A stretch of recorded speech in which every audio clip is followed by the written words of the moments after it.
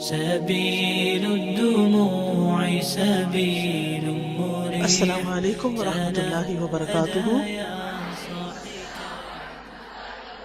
کیا حال ہے سب کا؟ الحمد للہ. نحمده ونصلی علی رسولہ الکریم. اما بعد فاعوذ باللہ من الشیطان الرجیم. بسم اللہ الرحمن الرحیم. رب اشرح لی صدری ویسر لی امری واحلل عقدۃ من لسانی یفقہوا قولی. الحمدللہ الحمدللہ. اللہ کا شکر ہے کہ جس نے ہمیں مسلمان بنایا، ہمیں دین اسلام کی نعمت دی، جس کو اللہ سبحانہ تعالی نے خود نعمت قرار دیا. قرآن مجید میں اللہ تعالیٰ کا ارشاد ہے، الیوم اکملت لکم دینکم واتممت علیکم نعمتی ورضیت لکم الاسلام دینا. آج میں نے تمہارے لیے تمہارا دین مکمل کر دیا اور تم پر اپنی نعمت پوری کر دی اور تمہارے لیے اسلام کو بطور دین پسند کر لیا. اللہ نے جس دین کو ہمارے لیے پسند کیا، الحمدللہ آج ہم سب اسی دین کے ماننے والے ہیں، اس دین سے محبت کرتے ہیں، اس دین کو اپنی جان سے زیادہ عزیز رکھتے ہیں. حقیقت یہ ہے کہ دین اسلام آدم علیہ السلام سے لے کر محمد صلی اللہ علیہ وسلم تک جتنے بھی نبی آئے تھے، ان سب کا دین یہی تھا. وہ سب کے سب دین اسلام پر تھے. اسلام کیا ہے؟ اسلام کا مطلب ہے سر تسلیم خم کر دینا، اپنے آپ کو جھکا دینا، اللہ کا فرما بردار بنا دینا. اگر دیکھا جائے تو کائنات کی ہر چیز اللہ سبحانہ تعالیٰ کی فرما بردار ہے. یہ زمین، یہ آسمان، یہ ستارے، یہ سیارے، یہ درخت، یہ پہاڑ، یہ سمندر، پتا پتا، پھول پھول، ہر چیز اللہ کی تابعدار ہے، اللہ کی فرما بردار ہے، اسی کی تسبیح کر رہی ہے، اس کے آگے جھکی ہوئی ہے. اور ہم سب بھی الحمدللہ اس پوری کائنات کے ساتھ الائن ہیں. اس پوری کائنات کے ساتھ ہم بھی اسی رب کو مانتے ہیں جس کی تسبیح یہ سب مخلوقات کر رہی ہیں. قرآن مجید میں اللہ تعالیٰ فرماتے ہیں، وَإِن مِّن شَيْءٍ إِلَّا يُسَبِّحُ بِحَمْدِهِ وَلَكِن لَّا تَفْقَهُونَ تَسْبِيحَهُمْ. کوئی چیز ایسی نہیں کہ جو اللہ کی تسبیح نہ کر رہی ہو، لیکن تم ان کی تسبیح کو نہیں سمجھتے. اللہ سبحانہ تعالیٰ نے بندوں کی ہدایت کے لیے جتنے بھی پیغمبر بھیجے، محمد الرسول اللہ صلی اللہ علیہ وسلم ان میں سے آخری رسول تھے، جنہوں نے آ کر اللہ تعالیٰ کا پیغام ہمیشہ کے لیے بندوں تک پہنچا دیا. اللہ سبحانہ تعالیٰ نے ان پر جو قرآن نازل کیا اس کو ہمارے لیے محفوظ کر دیا. آج 1400 سال سے اس کتاب میں کوئی بھی تبدیلی نہیں ہوئی. یہ کتاب ہمیں بتاتی ہے کہ ہمیں کیا کرنا ہے اور کیا نہیں کرنا. دوسرا اہم سورس رسول اللہ صلی اللہ علیہ وسلم کی ذات ہے، جن کے اقوال، جن کے افعال، جن کے اعمال، جن کی پسند، جن کی ناپسند ہمارے لیے دین کا درجہ رکھتی ہے، اور ہمیں حکم دیا گیا ہے کہ ہم انہی کی پیروی کریں. لَقَدْ كَانَ لَكُمْ فِي رَسُولِ اللَّهِ أُسْوَةٌ حَسَنَةٌ. تمہارے لیے اللہ کے رسول صلی اللہ علیہ وسلم کی زندگی میں بہترین نمونہ ہے. اس اعتبار سے اللہ تعالیٰ نے صرف کتاب نہیں بھیجی، کتاب کے ساتھ پیغمبر بھی بھیجا تاکہ وہ اس کتاب پر عمل کر کے دکھائے کہ بندوں کو کیا کرنا ہے اور کیا نہیں کرنا. اسی لیے ہم دیکھتے ہیں کہ ہمارا دین بڑا واضح اور بڑا روشن ہے. نبی صلی اللہ علیہ وسلم نے فرمایا، میں نے تمہیں سفید روشن دین پر چھوڑا ہے جس کی رات بھی اس کی دن کی طرح ہے. اب وہی کجربی اختیار کرے گا جو ہلاک ہونے والا ہے. یعنی اس سیدھے صاف ستھرے دین سے وہی منہ موڑے گا جو ہلاکت میں جانے والا ہے، ہلاکت میں پڑنے والا ہے۔ ہمارے دین نے ہمیں ہر چیز کی تعلیم دی ہے، ہمیں صرف قانون نہیں دیا، ہمیں صرف اخلاق نہیں دیا، ہمیں عقیدہ بھی دیا، ایمان دیا، عبادات کا طریقہ سکھایا، معاملات کرنے سکھائے، اخلاق سکھایا۔ زندگی کی ہر چھوٹی بڑی چیز ہمیں ہمارے رسول صلی اللہ علیہ وسلم نے دے دی۔ لہذا نہایت ضروری ہے کہ ہم ہر معاملے میں اپنے دین کی رہنمائی سے استفادہ کریں۔ سلمان فارسی کہتے ہیں کہ ان سے کہا گیا، تمہارے نبی تم کو ہر بات کی تعلیم دیتے ہیں، یہاں تک کہ رفع حاجت کے لیے بیٹھنے کا طریقہ بھی بتایا ہے۔ تو سلمان رضی اللہ عنہ نے کہا، ہاں، ہمارے نبی نے ہمیں یہ بھی بتایا ہے کہ اپنی حاجت کیسے پوری کرنی ہے، یعنی ٹوائلٹ میں کیسے بیٹھنا ہے اور کیا بہترین طریقہ ہو سکتا ہے، اندر جاتے ہوئے کیا کہنا ہے، اندر کیا کرنا اور کیا نہیں کرنا، اور پھر باہر نکل کے کیا پڑھنا ہے۔ وہ ساری دعائیں، وہ ساری چیزیں ہمیں سکھا دیں۔ تو نبی صلی اللہ علیہ وسلم نے ہمیں ہر وہ کام بتا دیا جو جنت کی طرف لے جانے والا ہے، اور اس سے بھی خبردار کر دیا جو جہنم کی طرف لے جانے والا ہے۔ لہٰذا اب یہ ہماری چوائس ہے، ہمارا انتخاب ہے کہ ہم ان کی بات مانتے ہیں یا اس کے خلاف چلتے ہیں۔ عبداللہ بن مسعود سے روایت ہے، رسول اللہ صلی اللہ علیہ وسلم نے فرمایا، جو چیز تمہیں جنت کے قریب کر سکتی ہے میں نے تمہیں اس کا حکم دے دیا ہے، اور جو چیز تمہیں جہنم کے قریب کر سکتی تھی میں نے تمہیں اس سے بھی منع کر دیا ہے۔ تو بہرحال ہمارا دین ایک مکمل دین ہے۔ یہ بات آپ نے بہت دفعہ سنی بھی ہوگی کہ دین اسلام ایک مکمل ضابطۂ حیات ہے۔ اور پھر دین جو ہے وہ صرف ایک ایسی چیز نہیں، کوئی ایبسٹریکٹ چیز ہو، بلکہ دین کے اگر معنی دیکھیں تو دین کا معنی ہوتا ہے اطاعت۔ دین کا ایک معنی طریقہ بھی ہے، یعنی یہ زندگی گزارنے کا طریقہ ہے جس میں ہمیں اللہ سبحانہ تعالیٰ کے اس بتائے ہوئے طریقے کے مطابق اطاعت کرنے اور فرما برداری کرنے کا حکم دیا گیا ہے۔ اس دین کے دو بڑے سورسز ہیں، ایک قرآن اور ایک سنت۔ یہ دو سورسز نبی صلی اللہ علیہ وسلم نے ان کے بارے میں فرمایا، میں تم میں دو چیزیں چھوڑ کر جا رہا ہوں، تم ہرگز گمراہ نہ ہوگے جب تک تم ان دونوں کو مضبوطی سے نہ تھام لو، ایک اللہ کی کتاب اور دوسرے اس کے نبی کی سنت۔ زندگی کے تمام معاملات میں یہ دو چیزیں ہمیں کافی ہیں، اور اگر ہم ان دو چیزوں کو اچھی طرح پڑھ لیتے ہیں، سمجھ لیتے ہیں اور اس کے مطابق زندگی بسر کرتے ہیں تو یہ ہمارے لیے بہت کافی ہے۔ اگر کوئی شخص یہ سمجھتا ہے کہ دین کو جاننے کے لیے کچھ سیکرٹس جاننے کی ضرورت ہے، یا کسی خاص شیخ یا ولی یا پیر یا کسی اور بزرگ کو ماننا ضروری ہے، اس کے بغیر دین مکمل نہیں ہوتا، تو یہ ناسمجھی کی بات ہے۔ نبی صلی اللہ علیہ وسلم ہر طرح کا علم رکھتے تھے، ہر عالم سے بڑے عالم ہیں، ہر انسان سے زیادہ بڑے انسان ہیں، ہر کامیاب انسان سے زیادہ کامیاب انسان ہیں۔ لہذا اگر ہم آپ کی سیرت کا مطالعہ کریں، آپ کی سنت کا مطالعہ کریں، آپ کی حدیث کا مطالعہ کریں تو یہ زندگی گزارنے کے لیے ہمارے لیے بہت کافی ہے۔ ہمارا دین اللہ سبحانہ تعالیٰ کا پسندیدہ دین ہے۔ وَرَضِيتُ لَكُمُ الْإِسْلَامَ دِينًا، اللہ تعالیٰ فرماتے ہیں سورۃ المائدہ میں، میں نے تمہارے لیے اسلام کو بطور دین پسند کیا۔ یعنی جو کچھ قرآن اور سنت میں موجود ہے، اگر تم اس طریقے پر چلو گے تو رب کے پسندیدہ بن جاؤ گے۔ اور پھر ایک اور جگہ پر فرمایا، ان الدین عند اللہ الاسلام، کہ بے شک دین تو اللہ کے نزدیک اسلام ہی ہے۔ ایک اور جگہ فرمایا، وَمَن يَبْتَغِ غَيْرَ الْإِسْلَامِ دِينًا فَلَن يُقْبَلَ مِنْهُ وَهُوَ فِي الْآخِرَةِ مِنَ الْخَاسِرِينَ، کہ جو شخص اسلام کے علاوہ کوئی اور دین تلاش کرے گا وہ اس سے ہرگز قبول نہ کیا جائے گا اور وہ آخرت میں خسارہ اٹھانے والوں میں سے ہوگا۔ یہ دین برحق ہے.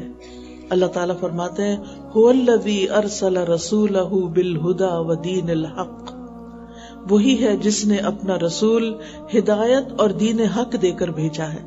اس کو قرآن میں دین حق بھی کہا گیا ہے، ودین الحق، کہ یہی سچا دین ہے. اس کو دین قیم بھی کہا گیا ہے، دینا قیما، سیدھا دین. پھر یہ سلامتی والا دین ہے، اسی لیے اس کو اسلام کہا گیا ہے کہ جو شخص اس دین پر عمل کرے گا وہ دنیا میں بھی سلامت رہے گا، دوسرے بھی اس سے سلامت رہیں گے، اور مرنے کے بعد بھی اس کو سلامتی نصیب ہوگی.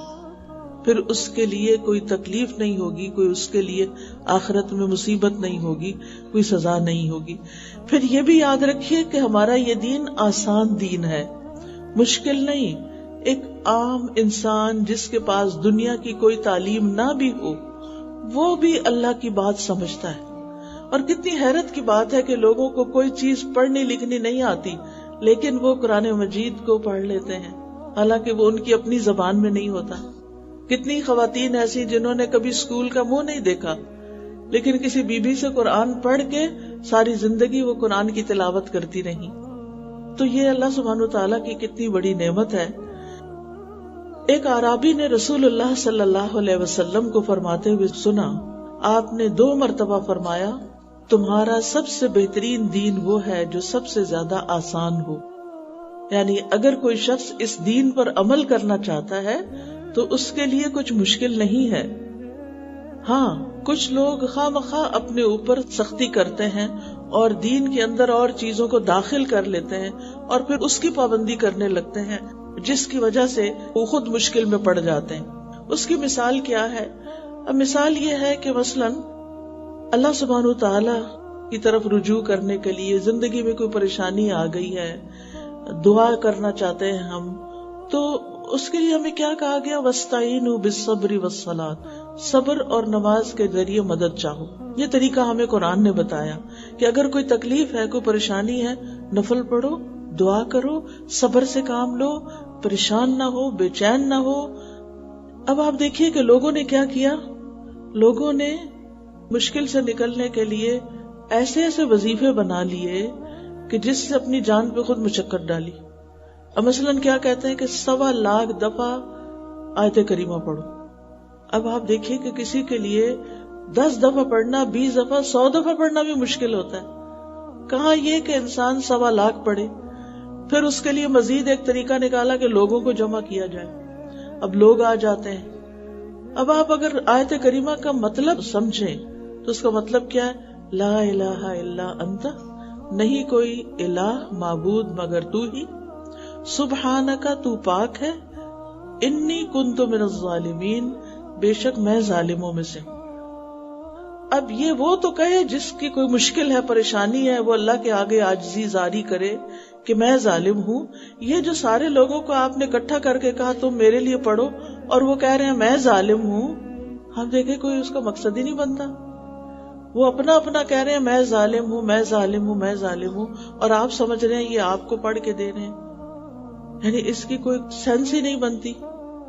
اور نہ ہی نبی صلی اللہ علیہ وسلم سے ایسا کوئی طریقہ رائج ہے.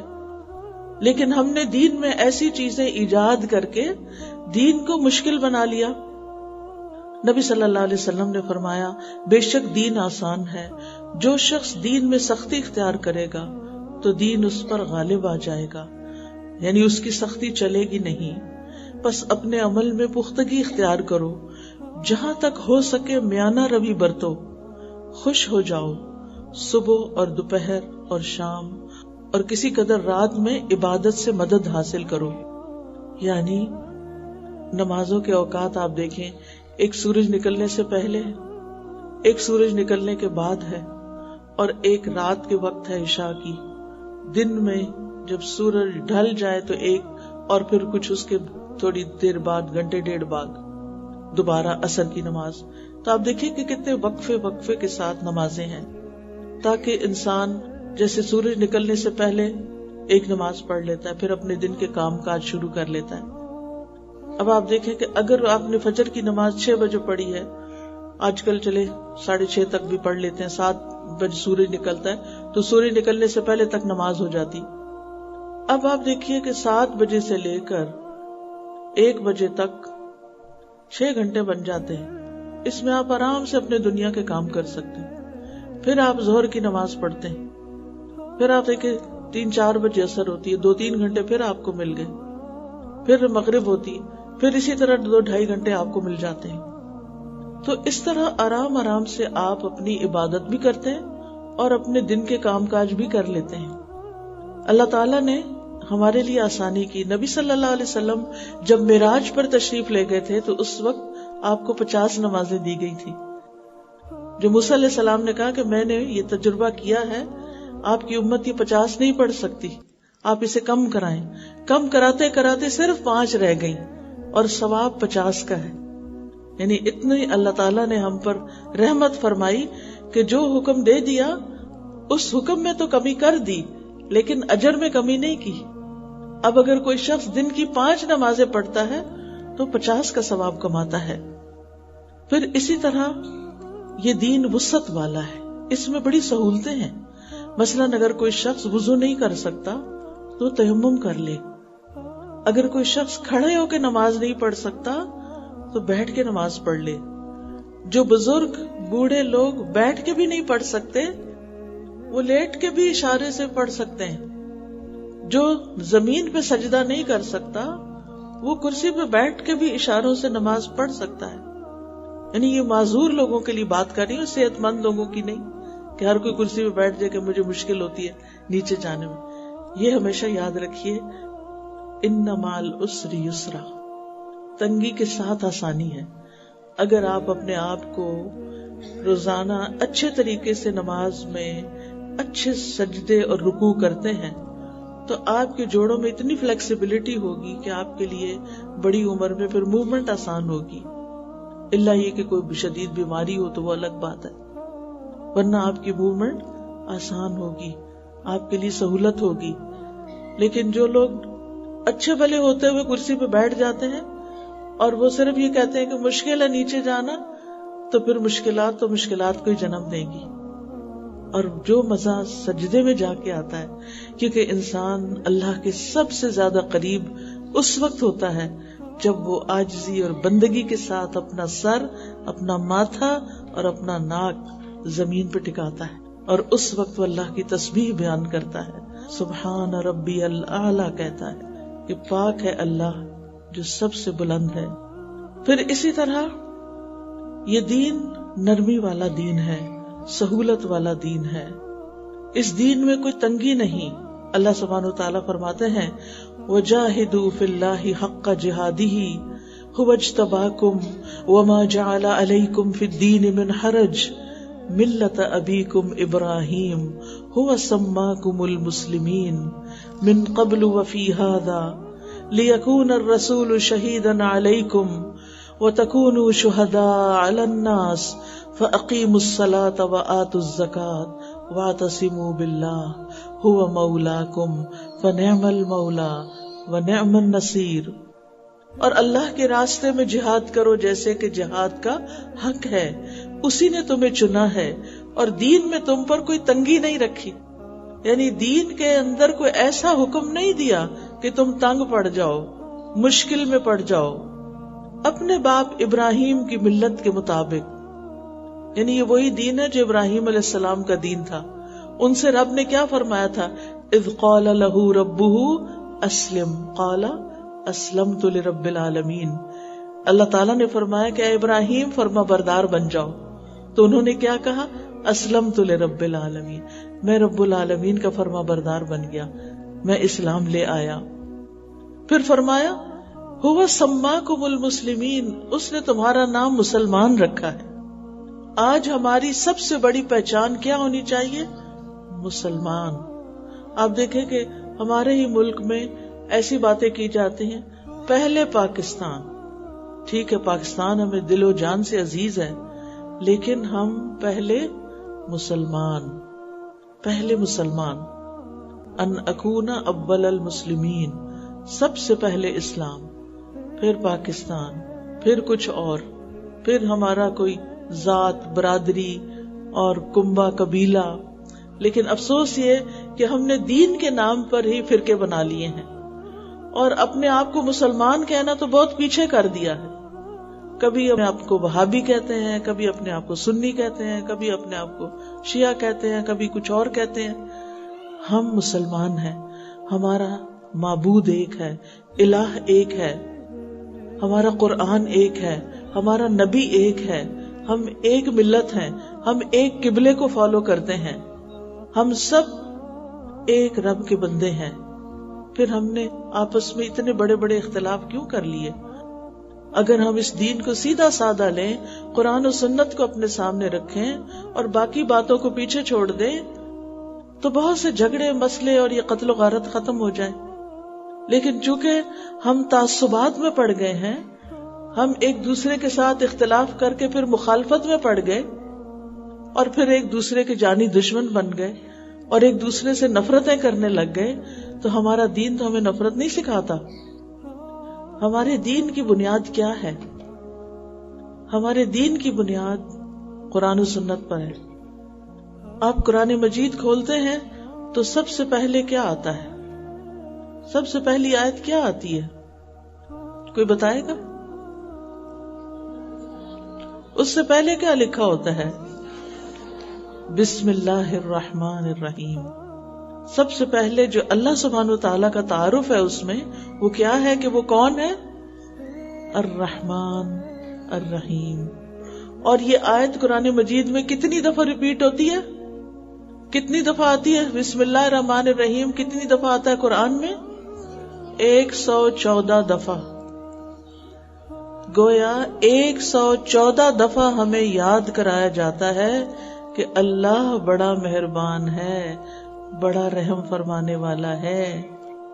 کیا ہم لوگوں کو یہ بتاتے ہیں کہ ہمارا دین دین رحمت ہے اور ہمارا رب بڑا مہربان ہے؟ قرآن مجید میں کوئی اور آیت 114 بار نہیں آئی، صرف بسم اللہ 114 دفعہ آئی ہے، اور 114 دفعہ ہمیں بتایا جاتا ہے کہ اللہ کے نام سے شروع کرو جو بڑا ہی مہربان، بار بار رحم فرمانے والا ہے. وہ ہم پر بار بار رحمت ہم گناہ کرتے ہیں، پھر اس کی طرف جاتے ہیں، پھر وہ توبہ قبول کر لیتا ہے. اگر وہ مہربان نہ ہوتا، اگر وہ رحمان نہ ہوتا، وہ رحیم نہ ہوتا تو کبھی معاف نہ کرتا. جیسے یہ بندوں کا حال ہے نا، ذرا سی ان کے حق میں کوئی کوتاہی ہو جائے تو ہم ان کو معاف نہیں کرتے.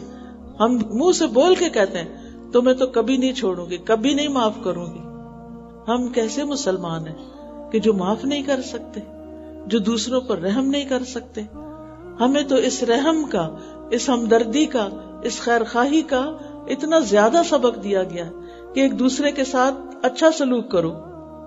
پھر آپ دیکھیے کہ یہ دین نرمی والا دین ہے اور اس میں سراسر خیر خواہی ہے. رسول اللہ صلی اللہ علیہ وسلم نے فرمایا ان الدین النصیحہ، دین خیر خواہی کا نام ہے. یعنی دیندار کون ہے؟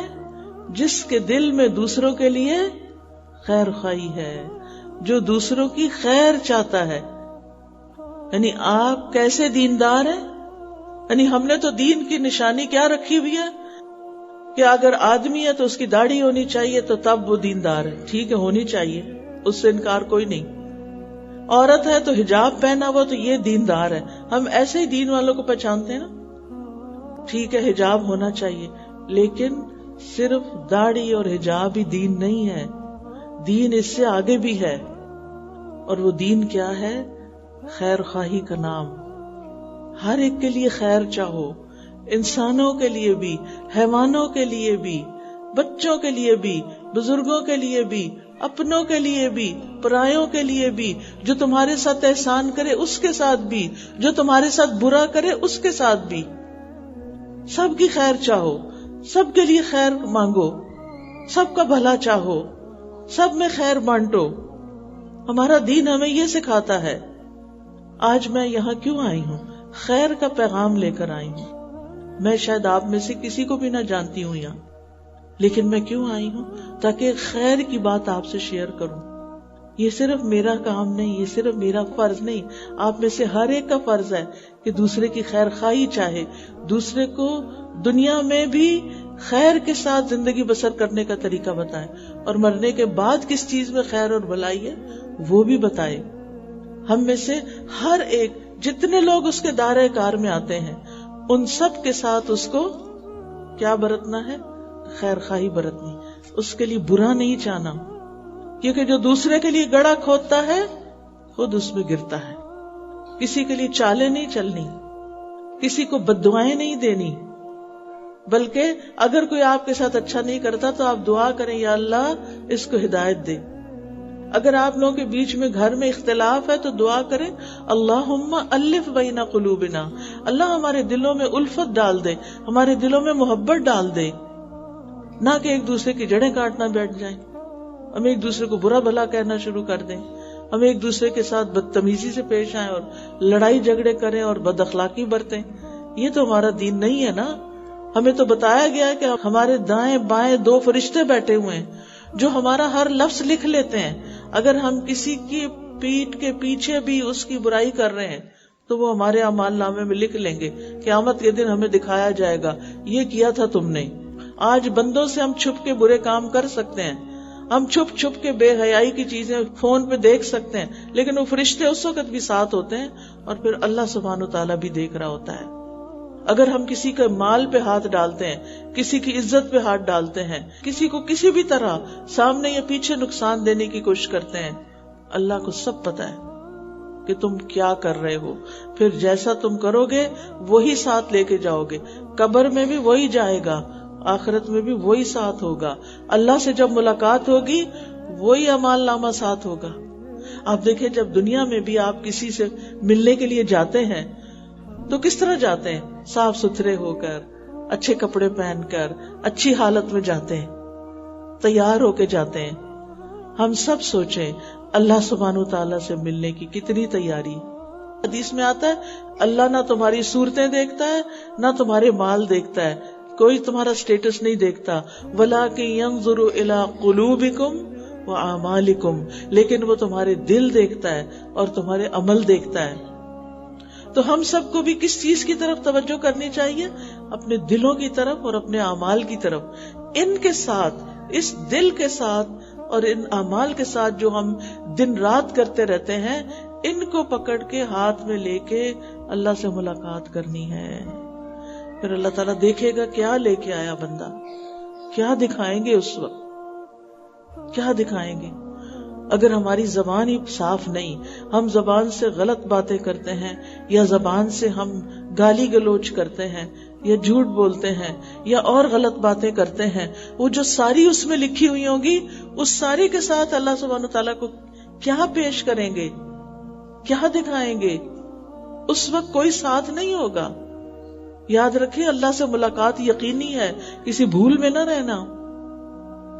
جب انسان اللہ کے سامنے کھڑا ہوگا کوئی تیسرا وہاں نہیں ہوگا، بس ہمارے عمل ہمارے ساتھ ہوں گے. تو دنیا سے ایسے عمل کر کے جائیں کہ اللہ خوش ہو جائے، وہ آپ کو دیکھے تو کہے جا بندے میں نے تیرا حساب نہیں لینا، تو بغیر حساب کے جنت میں چلا جا. تو نے تو ساری زندگی مجھے خوش کرنے میں گزاری، میری رضا کے لیے گزاری، آج میں تجھ سے راضی ہوں. یہ زندگی اس طرح گزارے کہ آپ سے اللہ راضی ہو جائے، اور قیامت کے دن وہ پوچھے بتا تیری رضا کیا ہے، اب تو کیا چاہتا ہے. کیونکہ ہم ساری زندگی یہ دیکھتے رہے کہ اللہ کیا چاہتا ہے، اور جو یہ نہ دیکھے، اپنی مرضی کرتا رہے، لوگوں کی مرضی پہ چلتا رہے، لوگوں کی پسند کا کھائے، لوگوں کی پسند کا پہنے، لوگوں کی پسند کے کام کرے، اور اس کی اپنی کوئی مرضی نہ ہو اور اپنا کوئی طریقہ نہ ہو. اپنا کیا، اللہ کا جو بتایا وہ طریقہ ہی ہمارا طریقہ ہونا چاہیے. تو پھر ہم کس کے بندے بن کے جی رہے ہیں؟ لوگوں کے غلام بن کے جی رہے ہیں. آج آپ دیکھیں ہماری ڈریسنگ کون سی ہوتی، ہمارے کپڑے لباس ہم وہ خریدتے ہیں جو لوگ پسند کریں، ہم وہ پہنتے ہیں جو لوگ پسند کریں. ہمارے شادی بیاہ کے کپڑے اور شادی بیاہ کے طریقے وہ سب لوگوں کی پسند کے. اس وقت ہم میں سے کتنے لوگ یہ دیکھتے ہیں کہ میرا رب کیا چاہتا ہے، اس موقع پر میرا رب کیا حکم دیتا ہے. تو اگر آج ہم یہ زندگی رب کی نافرمانیوں میں گزار رہے ہیں تو پھر کل کیا منہ دکھائیں گے؟ لہذا بے حد ضروری ہے کہ ہم جہاں لوگوں کی خیرخواہی کریں وہاں اپنی خیرخواہی بھی کریں، اور اپنی خیرخواہی میں سب سے اہم بات یہ ہے کہ ہم اپنے ایمان کو مضبوط بنائیں، اور خاص طور پر خواتین کے لیے یہ بات بڑی ضروری ہے کہ وہ حیا کا دامن نہ چھوڑیں. مردوں کے لیے بھی ہے لیکن عورتوں کے لیے اور بھی زیادہ ہے، کیونکہ اللہ تعالیٰ نے عورت کو خاص بنایا ہے، اس کے اندر خاص صلاحیتیں رکھی ہیں، اس کے اندر تخلیق کی صلاحیت رکھی ہے، اس سے انسانیت کی پیدائش کا کام لیا ہے، انسانوں کو پالنے کا کام لیا ہے. اس کی گود میں انسان پلتے ہیں، وہ بڑی قیمتی چیز ہے، وہ بڑا بہترین کام کرتی. اسی لیے اس کا درجہ مرد کے مقابلے میں 3 گنا زیادہ ہو جاتا ہے جب وہ ماں بن جاتی ہے، کیونکہ وہ بچے کو اپنے پیٹ میں اٹھاتی، وہ تکلیف دے کے جنم دیتی، وہ اس کے لیے راتیں جاگتی ہے، اس کی پرورش کرتی ہے، اس کو دودھ پلاتی ہے، اور یوں اجر کماتی ہے، اور یوں دنیا میں بھی اس کا ایک مقام ہوتا ہے اور اللہ کے نزدیک بھی اس کا مقام ہے. جس عورت کے حصے میں نسلوں کی حفاظت ہے اس عورت کو اپنی حیا کی حفاظت کرنی چاہیے. اس کا جسم سب مردوں کے لیے نہیں ہے، وہ اس لیے نہیں ہے کہ کسی بل بورڈ پر گلا ننگا کر کے زیور پہن کے کار کا اشتہار دے یا پٹرول کا اشتہار دے رہی ہو. کیوں؟ کل میں گزر رہی تھی ایک سڑک سے اور بہت بڑا بورڈ لگا ہوا تھا، بازار میں سارے آدمی تھے اور اتنی بڑی عورت کی تصویر لگی ہوئی تھی جس سے اسے اتنا بڑا گلا کھلا ہوا تھا اور اس کے اوپر زیور پہنے. میں نے کہا یہ عورت اپنا آپ کس کو دکھا رہی ہے؟ ان سارے مردوں کو جو سڑک پہ پھر رہے ہیں. ہم اتنے سستے ہو گئے، ہمیں تو اللہ نے قیمتی بنایا. قیمتی چیزوں کی حفاظت ہوتی ہے، قیمتی چیزوں کو ڈھانپ کے رکھا جاتا ہے، قیمتی چیزوں کو چھپا کے رکھا جاتا ہے. ہمارا حسن، ہماری زینت مردوں کو دکھانے کے لیے نہیں ہے. اللہ نے ہمیں خاص بنایا ہے اور ہماری حفاظت کی ہے. ہمیں اپنی حفاظت کرنی چاہیے کیونکہ یہ دین حیا کا دین ہے. قرہ بن ایاس کہتے ہیں ہم نبی صلی اللہ علیہ وسلم کے ساتھ تھے، آپ کے پاس حیا کا ذکر ہوا، یعنی شرم و حیا کا. تو انہوں نے عرض کیا اے اللہ کے رسول، کیا حیا بھی دین کا حصہ ہے؟ کیا حیا دین میں سے ہے؟ آپ نے فرمایا بلکہ وہ تو سارے کا سارا ہی دین ہے. حیا نہیں تو دین نہیں، حیا نہیں تو ایمان نہیں. تو اس لیے ہمیں نہ ایسا لباس پہننا ہے اور نہ ایسی حرکات کرنی ہے کہ جس کی وجہ سے ہماری حیا میں خلل آئے. پھر آپ دیکھیے کہ ہمارا دین ہمیں مسلسل نشو نما دیتا ہے اور اللہ سبحانہ وتعالی ہمیں علم کے ساتھ جڑنے کی طرف بلاتا ہے. نبی صلی اللہ علیہ وسلم پر پہلی وحی جو آئی وہ کیا تھی؟ اقرا اقرا بسم ربک الذی خلق، پڑھو اپنے رب کے نام کے ساتھ. لہذا ہمارا دین علم والا دین ہے. ہمارا دین پڑھنے لکھنے سے تعلق رکھتا ہے. زندگی کا کوئی بھی حصہ ہو، آپ بچے ہیں، جوان ہیں، بوڑھے ہیں، اگر آپ نے دین کی تعلیم نہیں لی تو آپ آج سے شروع کر دیں. کوئی شرم نہ کریں، اس میں جہالت عیب ہے. جہالت پر شرم آنی چاہیے، پڑھنے لکھنے پر نہیں. آپ علم کے رستے پر چلتے ہیں تو جنت کا رستہ آپ کے لیے آسان ہوتا ہے. قرآن مجید میں آتا ہے قل هل يستوي الذين يعلمون والذين لا يعلمون، کیا وہ لوگ برابر ہو سکتے ہیں جو علم رکھتے ہیں اور وہ جو علم نہیں رکھتے؟ برابر نہیں ہوتے. يرفع الله الذين آمنوا منكم والذين اوتوا العلم درجات، اللہ ان لوگوں کو بلندی عطا کرتا ہے جو ایمان لائے، اور وہ لوگ جو علم دیے گئے ان کے تو درجات بہت بلند ہیں. علم بلندی عطا کرتا ہے. لہذا ہمارا دین علم والا دین ہے، اس دین کو سیکھنا ہے ہمیں. پھر یہ یاد رکھیے کہ دین میں جبر نہیں ہے، یعنی کسی کو زبردستی مسلمان نہیں بنایا جائے گا. جو آ گئے ہیں وہ اپنے آپ کو پابند کریں جو اللہ کے احکام ہیں، لیکن کسی اور کو زبردستی اس طرف نہیں لایا جائے. اس کی دعوت ضرور دی جائے گی، انسانوں کا بھلا کیا جائے گا، ان کی خیر خواہی کی جائے گی، انہیں بتایا جائے گا کہ اللہ ایک ہے، محمد صلی اللہ علیہ وسلم اللہ کے رسول ہیں، اللہ نے قرآن ہماری ہدایت کے لیے بھیجا ہے، ہمیں ایک دن مرنے کے بعد اللہ کے حضور حاضر ہونا ہے. یہ ساری باتیں لوگوں کو پتہ ہونی چاہیے. آپ دیکھیں کہ وہ انسان ہی کیا انسان ہے جس کو یہ نہ پتا وہ آیا کہاں سے ہے, جس کو یہ نہ پتا اس نے جانا کہاں ہے. اگر سڑک پر کوئی ایک بندہ آپ کو ملے, آپ پوچھے کدھر سے آ رہے ہو, وہ کہ پتا نہیں. آپ پوچھے کدھر جا رہے ہو, وہ کہ پتا نہیں. آپ کہیں گے لگتا کہ یہ شخص پاگل ہے, اس کو پتا نہیں ہے, نہ پتا کہاں سے آئے نہ پتا کہاں جانا ہے. ایسے ہی لوگ اپنے گھر کا پتہ بھول جاتے ہیں نا. اسی طرح اس دنیا میں ہم پیدا ہو گئے, ہم کھا رہے ہیں, پی رہے ہیں, ہم شادی بیاہ کر رہے ہیں, بچے پیدا کر رہے ہیں, کاروبار کر رہے ہیں, سارے کام کر رہے ہیں. یہ نہیں پتا کر رہے کہ ہم آئے کہاں سے ہیں اور ہم نے جانا کدھر ہے. آج ہمارے بچے کنفیوز ہیں کہ انسان کی دنیا میں پیدائش کیسے ہوئی تھی. وہ آج ڈارون کی تھیوری پڑھ پڑھ کے یہ سمجھے بیٹھے ہیں کہ اللہ نے ہمیں نہیں بنایا بلکہ ہم خود بخود ہی بن گئے ہیں.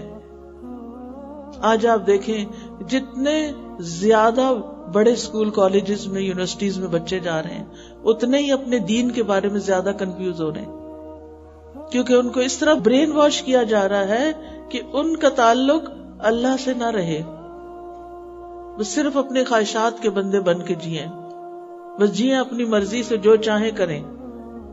ہمیں اپنے نفس کی عبادت کے لیے تو نہیں پیدا کیا گیا, ہمیں تو اللہ کی اطاعت کے لیے پیدا کیا گیا ہے.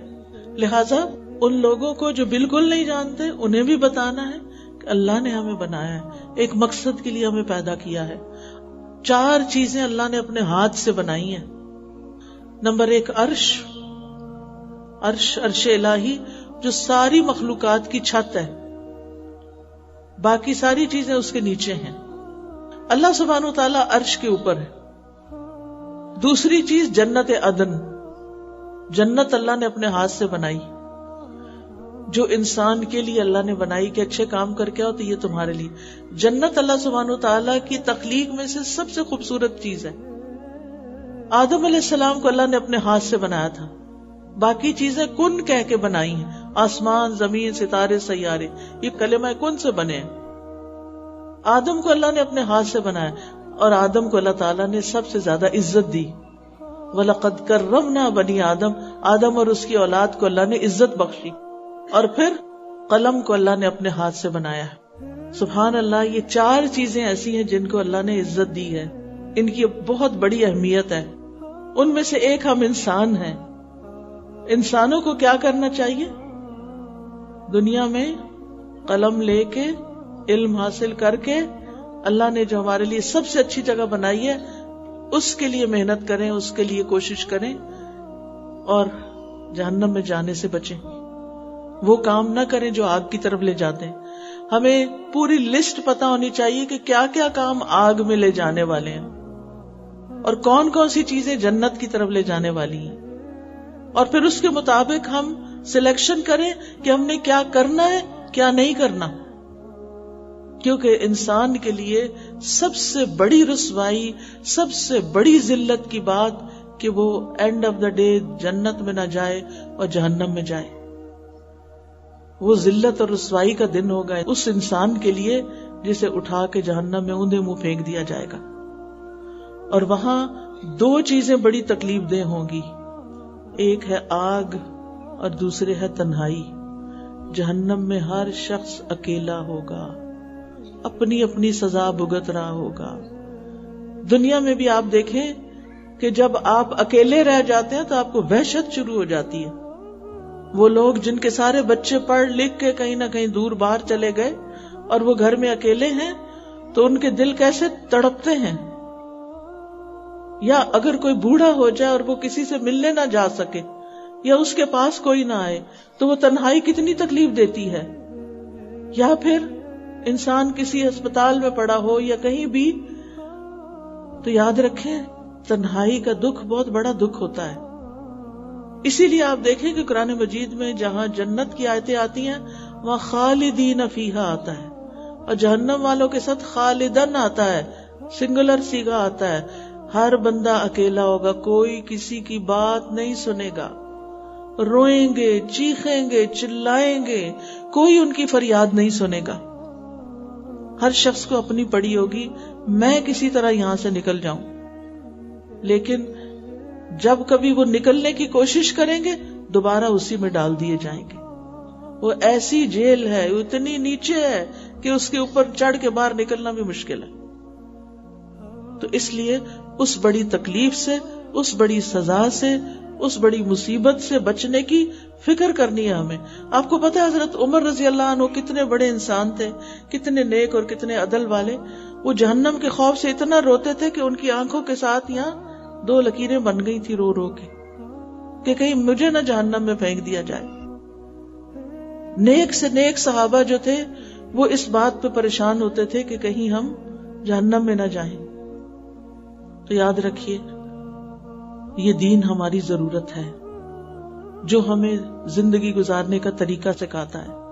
دین اللہ کی ضرورت نہیں ہے, اللہ کو ہماری عبادت نہیں چاہیے.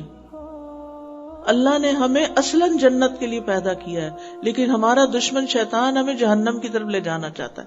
لہٰذا وہ برے کاموں کو خوبصورت بنا کے دکھاتا ہے اور ہم اللہ کی نافرمانی کر بیٹھتے ہیں.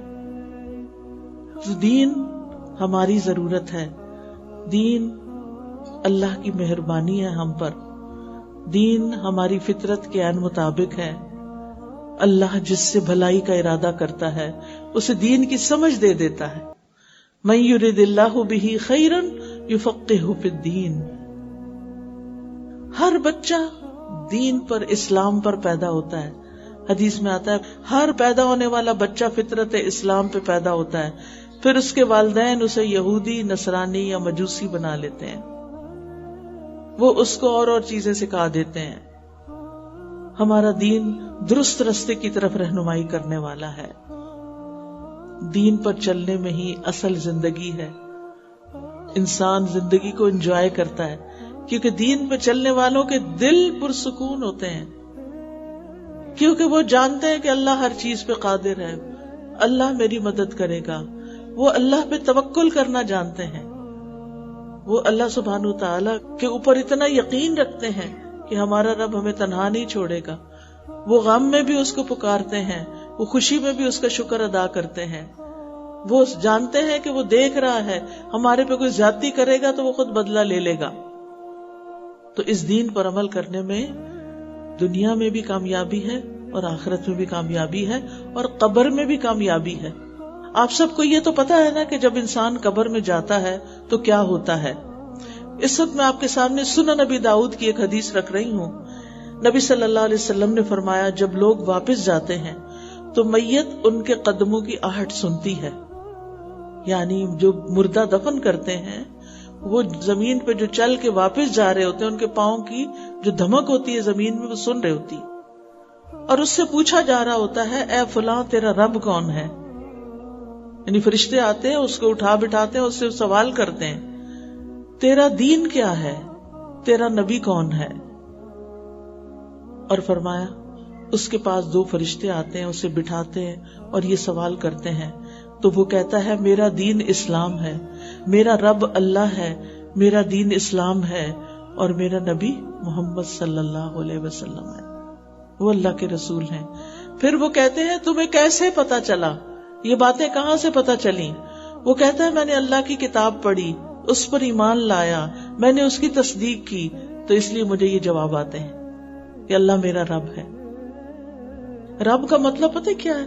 خالق, مالک. یعنی وہی ہمارا پیدا کرنے والا ہے, وہی ہمارا اصل مالک ہے. اسی نے ہمیں یہ جان دی ہے, یہ روح واپس اسی کے پاس چلی جائے گی. ہمیں تو کچھ عرصے کے لیے اس جسم میں دے دی گئی ہے, واپسی اللہ ہی کی طرف ہے. اسی لیے جب کوئی فوت ہوتا ہے تو ہم کہتے ہیں انا للہ و انا الیہ راجعون. اور تیسرا اس کا معنی ہوتا ہے مدبر, تدبیر کرنے والا. وہی ہماری تدبیر کرتا ہے, وہی ہمارے لیے تدبیر کرتا ہے کہ اس بندے کا رزق کہاں سے آئے گا, یہ کیا کھائے گا. ہمیں پتا ہے کہ ہم کل کیا کھائیں گے. چاہے ہماری فریج میں بھی چیز پڑی ہو تو بھی بعض اوقات کیا ہوتا ہے ہم کچھ اور پکا لیتے ہیں اور وہ کسی اور کو دے دیتے ہیں, یا وہ کھا لیتے ہیں اور پکاتے ہی نہیں ہیں, یہ کچھ اور. یعنی ہمیں خود بھی نہیں پتا. لا تدری نفس ماذا تکسب غدا, کسی انسان کو نہیں پتا وہ کل کیا کرے گا. یہ تو اللہ کا فیصلہ ہے, اللہ ہی پلان کرتا ہے ہمارے لیے. ہماری عقل کی رہنمائی بھی ہمارا دین کرتا ہے، اور پھر یہ دین ہی ہے جس سے ہماری تکلیفیں دور ہوتی ہیں، اور یہ دین ہی ہے جو ہمیں ہمارے سب سے بڑے دشمن شیطان کے بارے میں آگاہ کرتا ہے، ورنہ اس کے بغیر تو پتہ ہی نہ چلے۔ تو ہمارے رب نے ہمیں بتایا کہ ہم کہاں سے آئے، اور ہمارے رب نے ہمیں بتایا ہم نے کہاں جانا ہے، اور ہمارے رب نے بتایا کہ اس دنیا میں تمہیں کیسی کیسی مشکلات آ سکتی ہیں اور اس کے مقابلے تم نے کیسے کرنے ہیں۔ تو یاد رکھیے، اب میں چند کرنے کے کام بتاؤں گی کہ ہم نے کرنا کیا ہے۔ سب سے پہلی بات یہ کہ اپنی زندگی کا مقصد معلوم کرنا ہے کہ میرے رب نے مجھے کیوں پیدا کیا ہے۔ اللہ تعالیٰ بتاتے ہیں وَمَا خَلَقْتُ الْجِنَّ وَالْإِنسَ إِلَّا لِيَعْبُدُونَ، میں نے جنوں اور انسانوں کو اس لیے پیدا کیا کہ وہ میری عبادت کریں۔ باقی ساری کائنات تو مجبور ہے، وہ اپنی مرضی نہیں کر سکتی۔ انسان کو اللہ نے اختیار دیا اور پھر اس سے کہا اپنی چوائس سے، اپنی مرضی سے، اپنے شوق سے تم عبادت کرو۔ لہذا ہم سے عبادت کے بارے میں سوال کیا جائے گا۔ قیامت کے دن جب اللہ سے ملاقات ہوگی، پہلا سوال کیا ہوگا؟ کس چیز کا ہوگا؟ نماز۔ سب کو پتا ہے نماز کا ہوگا۔ اگر ہم اس زندگی میں اپنی نمازیں پوری کرتے ہیں، اس کی پابندی کرتے ہیں، تو جواب دینا آسان ہوگا، وہ لکھا ہوا ہوگا اس کی ساری نمازیں پوری ہیں۔ اور اگر نمازیں چھوڑ دیتے ہیں، نمازیں ڈیلے کرتے ہیں، نمازیں ڈھنگ سے نہیں پڑھتے، طریقہ ہی نہیں آتا پڑھنے کا، تو پھر کیا لکھا ہوگا؟ اس بندے نے نماز کا کوئی حق ادا نہیں کیا۔ کیا شاباش ملے گی اس پر؟ جو بندہ جس کام کے لیے آیا تھا وہ کر کے ہی نہیں گیا، تو واپس اپنے مالک کے پاس جب جائے گا تو مالک کیا کہے گا؟ کدھر ہے نمازیں؟ کیا جواب دیں گے؟ وہ میرے کام تھے، وہ میرے کپڑے پاک نہیں تھے، طرح طرح کے جو ہم بہانے کرتے ہیں۔ نہیں، یہ بہانے وہاں نہیں چلیں گے۔ یہ بہانے ہم انسانوں کے سامنے تو رکھتے ہیں، انسانوں کے سامنے آپ یعنی کہ اپنی مزدوری بتا دیتے ہیں، لیکن یاد رکھیے اللہ کے سامنے یہ بہانہ نہیں چلے گا۔ پھر اسی طرح جو اور باتیں ہم پر فرض کی گئی ہیں ان کے بارے میں پوچھا جائے گا، اور اگر پوری نہیں ہوں گی، اگر فرض پورے نہیں ہوئے تو نفل سے پورا کیا جائے گا۔ کچھ لوگ تو نفل ہی نہیں پڑھتے، خالی فرض پڑھ کے اٹھ جاتے، پہلے تو ان کا دل ہی نہیں لگتا نا نماز پڑھیں، مصیبت کے مارے جاتے ہیں اور جلدی سے 4 فرض پڑھ کے اٹھ جاتے ہیں۔ اللہ کا اتنا بھی حق نہیں کہ اس کے لیے ہم تھوڑا سا ٹائم نکالیں۔ اگر نہیں دل کرتا تو اللہ سے دعا کریں، یا اللہ مجھے نماز کا شوق دے، اللہ نماز کو میری آنکھوں کی ٹھنڈک بنا دے، اللہ مجھے نماز کی محبت دے دے، اللہ میرے لیے نماز آسان کر دے۔ تو اس لیے آپ سب نے اپنی نمازوں کی پابندی کرنی، کیونکہ اللہ نے پہلا سوال اس کا پوچھنا ہے، اور جس کی نماز ٹھیک ہو جائے گی اس کا سب کچھ ٹھیک ہو جائے گا۔ پھر آپ دیکھیں لیعبدونی کا ایک معنی اور بھی کیا گیا ہے، اور وہ ہے لیعرفونی، کہ لوگ مجھے پہچانے۔ ہمیں اس دنیا میں رہ کر اللہ تعالیٰ کی پہچان کرنی ہے، اور پہچان کر کے اللہ پر ایمان لانا ہے۔ اللہ کی پہچان قرآن مجید سے ہوتی ہے۔ اللہ کون ہے وہ قرآن مجید ترجمے کے ساتھ پڑھیں گے تو پتہ چلے گا۔ پھر اللہ کی پہچان ہوتی ہے کائنات کی قدرت کی نشانیاں دیکھ کر۔ پھر آپ دیکھیں کہ تمام انبیاء کی طرف جو وحی کی گئی وہ کس بات کی تھی؟ کہ لوگوں کو بتاؤ کہ لا الہ الا اللہ، کہ اللہ کے سوا کوئی عبادت کے لائق نہیں۔ لہذا ہمیں سب سے زیادہ اس بات پر توجہ دینی ہے کہ ہماری زندگی میں کوئی شرک نہ ہو، ہم کسی کو اللہ کے برابر نہ سمجھیں، ہم دعا صرف اس سے مانگیں، کسی اور سے نہ مانگیں، قبروں پہ جا کے دعائیں نہ مانگیں۔ بزرگ کچھ نہیں کر سکتے، وہ تو اپنے لیے ساری زندگی عبادت کرتے رہے، انہوں نے ہمارے لیے تھوڑی کی ہے۔ جب آپ عبادت کرتی ہیں تو اپنے بچوں کے لیے کرتی ہیں یا اپنے بہن بھائیوں کے لیے کرتی؟ کس کے لیے کرتی؟ اپنے لیے۔ تو جتنے نیک بزرگ تھے انہوں نے جو عبادتیں کی ہیں وہ ہمیں بانٹنے کے لیے نہیں کی، ہماری نجات کے لیے انہوں نے عبادت نہیں کی، انہوں نے اپنے لیے کی ہے۔ لہذا مانگنا ہے تو صرف اللہ سے مانگنا ہے، اس کے ساتھ کسی کو نہ عبادت میں شریک کرنا ہے اور نہ ہی ریاکاری میں، کہ دکھاوے کے کام نہیں کرنے کہ ہم نیک بنے تو ہم لوگوں کو دکھائیں ہم کتنے نیک ہیں۔ اس کو شرک اصغر کہا جاتا ہے، چھوٹا شرک۔ یعنی قل ان صلاتی و نسکی و محیایا و مماتی للہ رب العالمین، کہہ دیجئے بے شک میری نماز، میری قربانی، میرا جینا، میرا مرنا اللہ رب العالمین کے لیے، سب کچھ اللہ کے لیے، سجدہ بھی اللہ کے لیے، قربانی بھی اللہ کے لیے، دعائیں بھی اللہ سے، رونا دھونا بھی اس کے آگے، یعنی ہم سب سے بڑا اس کو مانے اور اپنی ساری محبت اور اپنی ساری عبادت اس کے لیے وقف کریں۔ یہ اسلام کی پہلی اور بنیادی تعلیم ہے۔ پھر اس کے بعد جو عبادت کریں شوق سے کریں، فرائض میں کمی نہ کریں، پھر حقوق العباد کا خیال رکھیں۔ ہمارا دین صرف ہمیں اللہ کی عبادت نہیں سکھاتا، ہمارا دین ہمیں بندوں کی خدمت بھی سکھاتا ہے۔ خدمت بھی عبادت ہے، یعنی بندوں کے ساتھ اچھا سلوک کریں، ہر بندے کا حق پہچانے، اس بندے کا میرے پہ کیا حق ہے، میرے ماں باپ کا مجھ پہ کیا حق ہے جنہوں نے مجھے پیدا کیا، میرے بہن بھائیوں کا مجھ پہ کیا حق ہے، میرے رشتہ داروں کا مجھ پہ کیا حق ہے، میرے شوہر کا مجھ پہ کیا حق ہے، اور میرا شوہر پہ کیا حق ہے۔ ان سب چیزوں کا پتہ ہونا چاہیے۔ یہ سب چیزیں اس وقت پتہ ہوتی ہیں جب آپ علم حاصل کرتے ہیں، لہذا علم حاصل کریں۔ دین نے ہر بندے کا حق مقرر کر دیا ہے، وراثت میں بھی حصے مقرر کر دیے ہیں، کس کو کتنا ملے گا۔ پھر اسی طرح لوگوں کے لیے آسانیاں کریں۔ ایک حدیث میں آتا ہے، ایک آدمی نبی صلی اللہ علیہ وسلم کے پاس آیا، کہنے لگا اے اللہ کے رسول صلی اللہ علیہ وسلم۔ جب صلی اللہ علیہ وسلم کہتے ہیں نا تو سب کو کہنا چاہیے، ٹھیک ہے نا، صلی اللہ علیہ وسلم۔ نبی صلی اللہ علیہ وسلم نے فرمایا وہ شخص سب سے زیادہ بخیل ہے جس کے سامنے میرا ذکر کیا جائے اور وہ مجھ پہ درود نہ بھیجے۔ تو بہرحال وہ آپ کے پاس آیا اور کہنے لگا اللہ کے پیارے کون ہیں، یعنی بندوں میں سے سب سے زیادہ کون پیارے ہیں اللہ تعالیٰ کو، اللہ تعالیٰ کس سے زیادہ محبت کرتا ہے۔ آپ نے کیا جواب دیا ہوگا؟ آپ نے فرمایا وہ لوگ اللہ کو زیادہ محبوب ہیں جو دوسرے لوگوں کے لیے سب سے زیادہ فائدہ مند ہو، جو دوسروں کو زیادہ فائدہ دیں۔ آج آپ دیکھیں کتنی خود غرضی کا وقت ہے کہ لوگ ہر فائدہ اپنے لیے چاہتے ہیں۔ اگر آپ اللہ کے پیارے ہونا چاہتے ہیں تو لوگوں کو فائدہ پہنچانا شروع کریں۔ فائدہ انسان کب پہنچا سکتا ہے؟ جب انسان کے اپنے پاس کچھ ہوتا ہے تبھی آپ کسی کو دے سکتے ہیں۔ آپ کے پاس مال ہے، آپ مال بانٹ سکتے ہیں، آپ کے پاس دین ہے، آپ دین سکھا سکتے ہیں، علم ہے، کوئی سکل ہے، کوئی ہنر ہے، کوئی طاقت ہے، یعنی جو آپ کے پاس ہے وہی آپ دیں گے تو بندوں کا فائدہ ہوگا نا۔ نبی صلی اللہ علیہ وسلم نے پھر فرمایا مسلمان کا اپنے بھائی کو خوش کرنا، کہ اس کو خوش کر دے، اس سے کسی تکلیف کو دور کرنا، اس کا قرضہ ادا کر دینا، اسے کھانا کھلا دینا، یہ سارے کام اللہ کو بڑے پیارے ہیں۔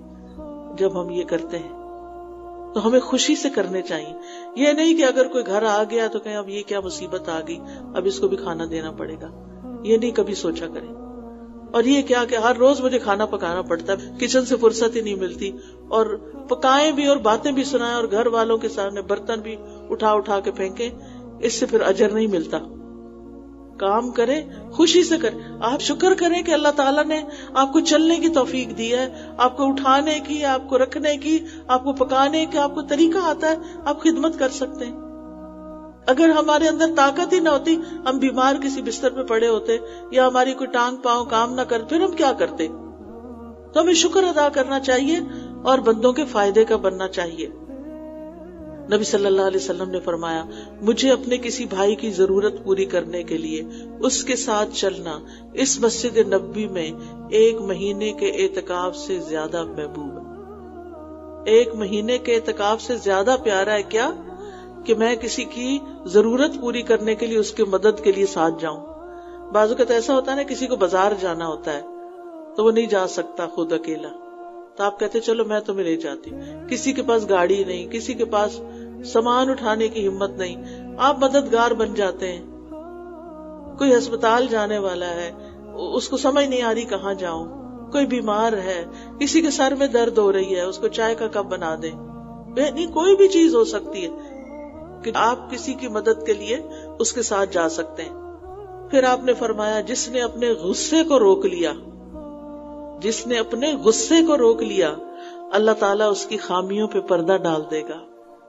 اور جو آدمی اپنے غصے کو نافذ کرنے کی طاقت کے باوجود پی گیا، یعنی وہ غصہ کر سکتا تھا، اس نے غصہ نہیں کیا، اللہ تعالیٰ قیامت کے دن اس کے دل کو امیدوں سے بھر دے گا.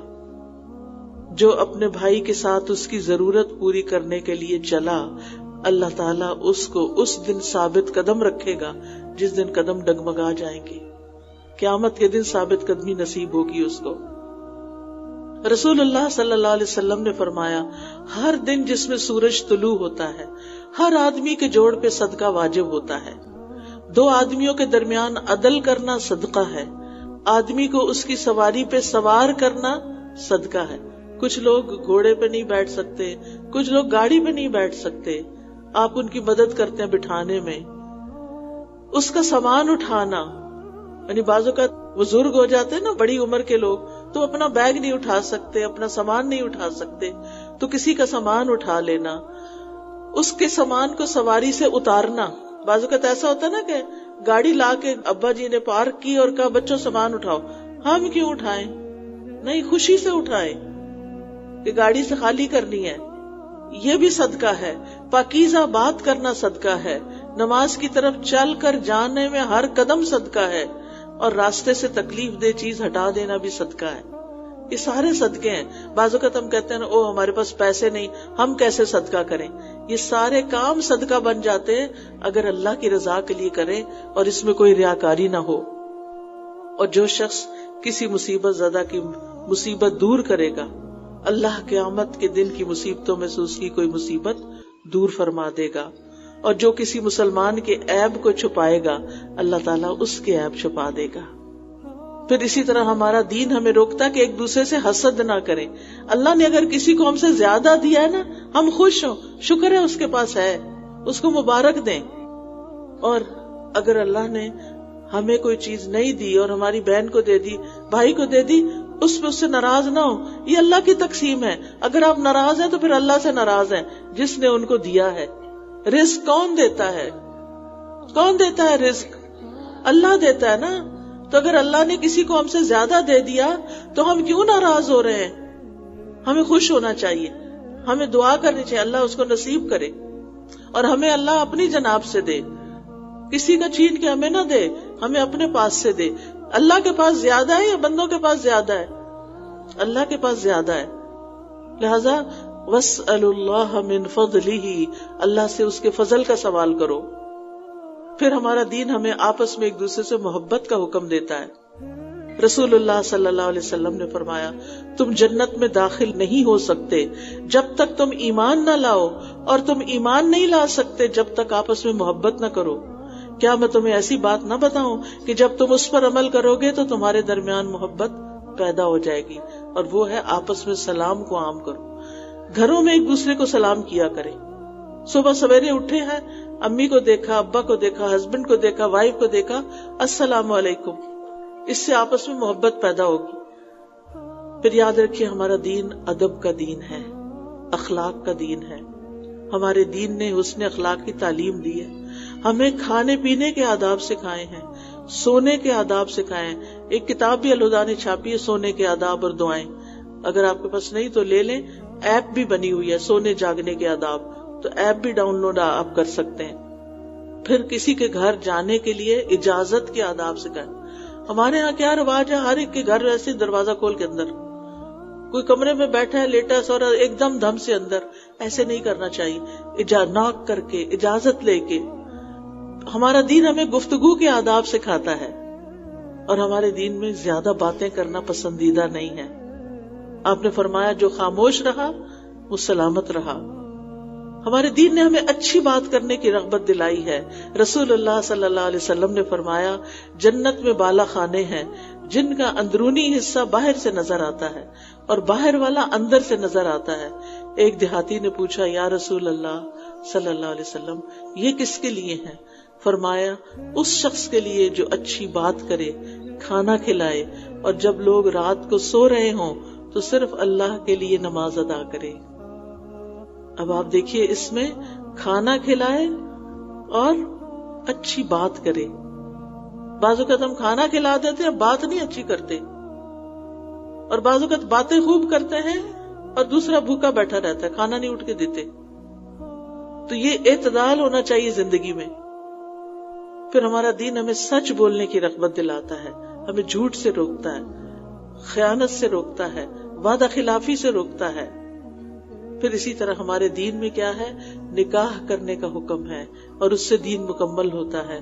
آج مشکل یہ ہے کہ ہم کہتے ہیں بچے پڑھتے رہیں، پھر جاب کریں، پھر گھر بنائیں، پھر گاڑی خریدیں، پھر شادی کریں. اتنے میں ان کی عمریں گزر جاتی ہیں اور وہ خرابیوں میں پڑ جاتے ہیں. نکاح کو آسان کریں، زنا کو مشکل کریں. زنا شیطان کا راستہ ہے، بدترین راستہ ہے. قرآن پاک میں اللہ تعالیٰ فرماتے ہیں لا تقربوا الزنا، زنا کے قریب بھی نہ جاؤ. لیکن آج آپ دیکھیں کہ کتنی خرابیاں معاشرے میں پیدا ہو چکی ہیں. پھر اسی طرح شادی کے معاملے میں دین والوں کو اختیار کرو، یعنی دین کی بنیاد پہ شادی کرو. پھر مالی معاملات میں ہمارا دین ہمیں رہنمائی دیتا ہے، حلال حرام کا فرق بتاتا ہے. مال کمانے اور خرچ کرنے پر پوچھ ہوگی قیامت کے دن. اسراف اور فضول خرچی سے روکتا ہے.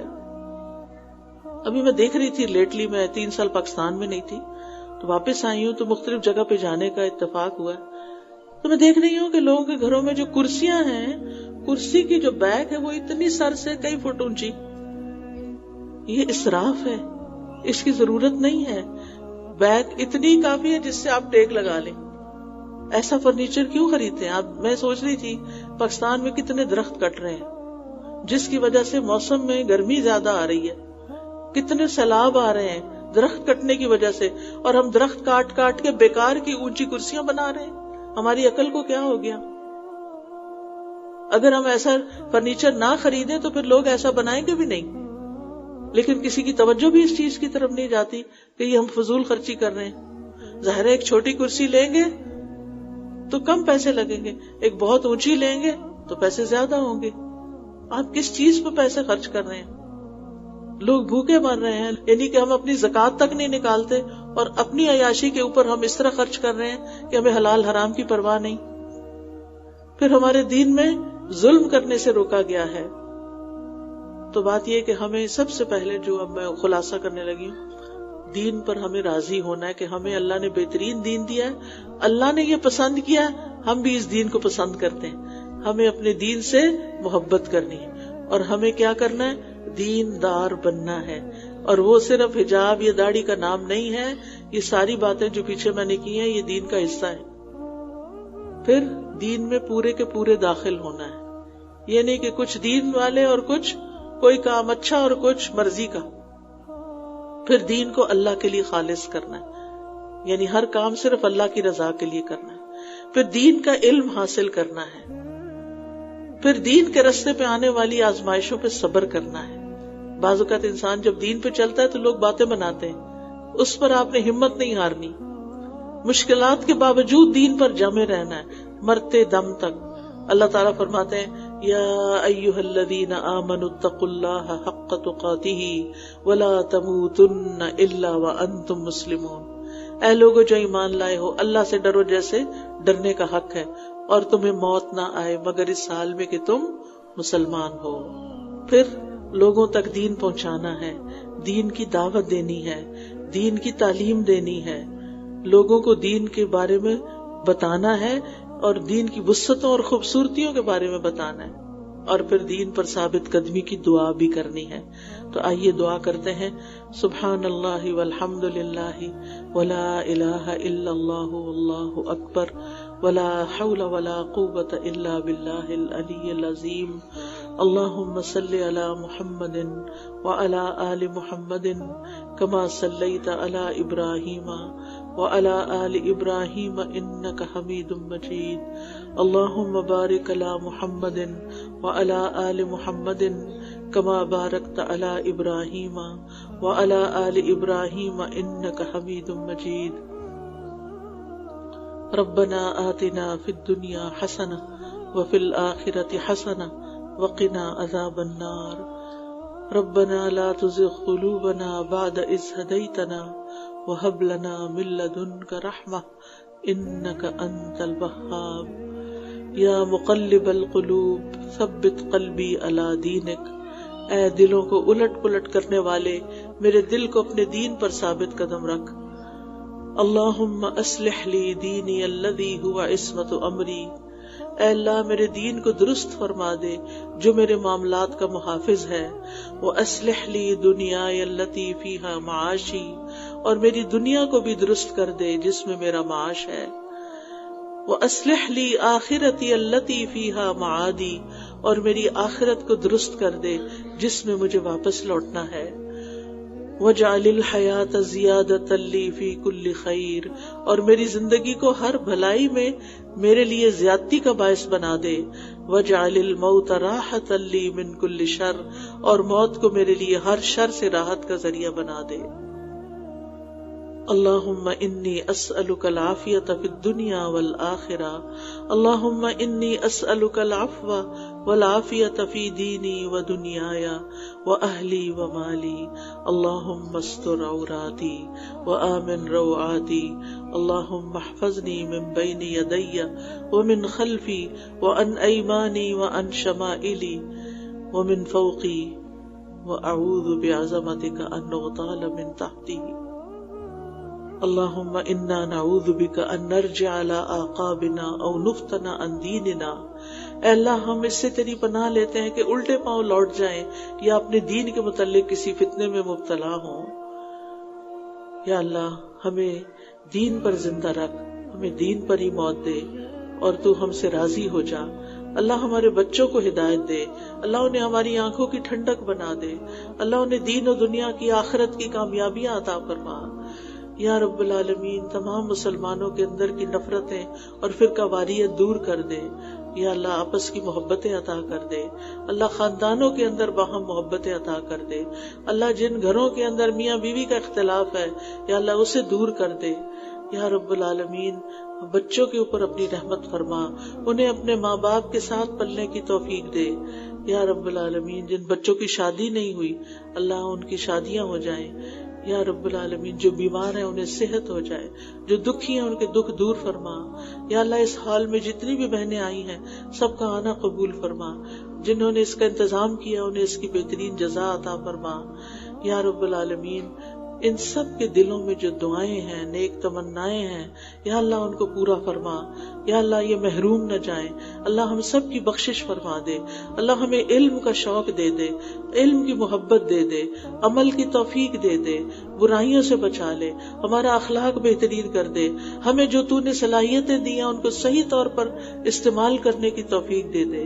اللہ ہمیں ان کاموں کی توفیق دے جو تجھے پسند ہیں، جن سے تو راضی ہوتا ہے، اور ہمیں ان چیزوں سے بچنے کی توفیق دے کہ جن سے تو ناراض ہوتا ہے۔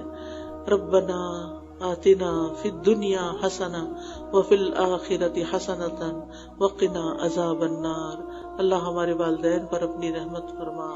رب ارحمہما کما ربیانی صغیرا، رب زدنی علما، رب انی لما انزلت الی من خیر فقیر، ربنا تقبل منا انک انت السمیع العلیم وتب علینا انک انت التواب الرحیم، وصلی اللہ تعالی علی خیر خلقہ محمد وعلی آلہ واصحابہ واہل بیتہ اجمعین برحمتک یا ارحم الراحمین۔